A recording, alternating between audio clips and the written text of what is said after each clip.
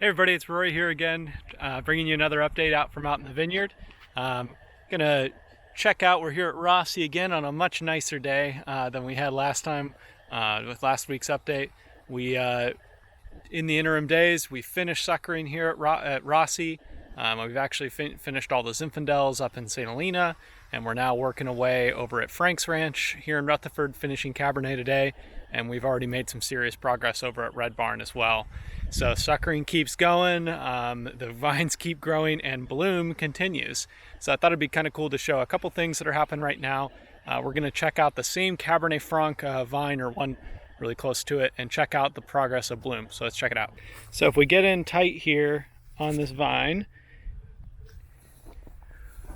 we can see that there are a lot more white flowers on this vine than there were last week.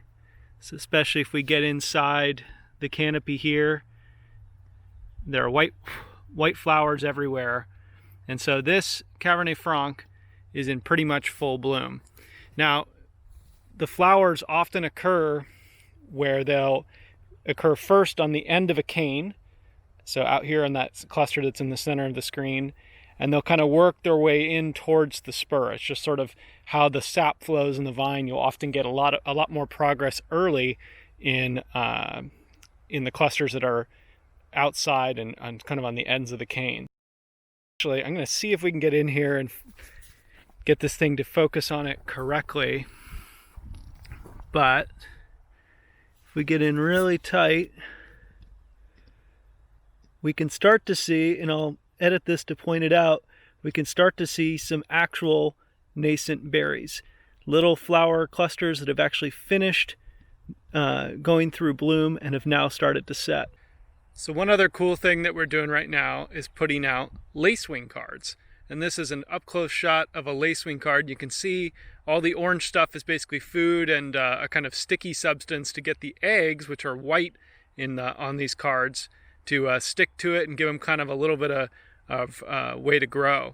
So out of each of those eggs is going to hatch a lacewing larva. And lacewing larvas are basically like voracious predators that eat leafhopper nymphs and eat all sorts of bad bugs. So it's a really cool form of natural pest control.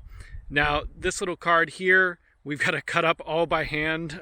So I put my kindergarten skills to work like mad, cutting up lots of these cards. So this one little card like this, they come 30 to a sheet, and we use 30 of these little cards per acre of vines. So at a ranch like Rossi, we'll actually place these cards once every about 10 vines throughout the entire vineyard, every other row. It takes forever, but it's a way of really sending out tons of beneficial insects into the vineyard, and it really reduces our need to spray anything. And that, again, is just a core concept of organics, is don't, not spray. It's that do all the things you need to do so that you don't have to spray. And I think that lacewing cards are a really cool thing that we've, really focused on putting out. They cost a lot of money, they take a ton of time to put out there, but they're absolutely worth it for natural pest control. And it's just something I think is really cool. It's cool seeing them come out, and they look like little alligators, and they're just they just eat everything around them. And everything we're doing in terms of setting up beneficial habitats around the vineyard is to encourage the adults to stick around and create new generations and really have this balanced ecosystem here, which would be destroyed by any kind of insecticide. So that's another thing we avoid. Anyway, just kind of a cool thing to add on. A fun thing that we're going to be doing over the next couple days is putting these out. Thanks.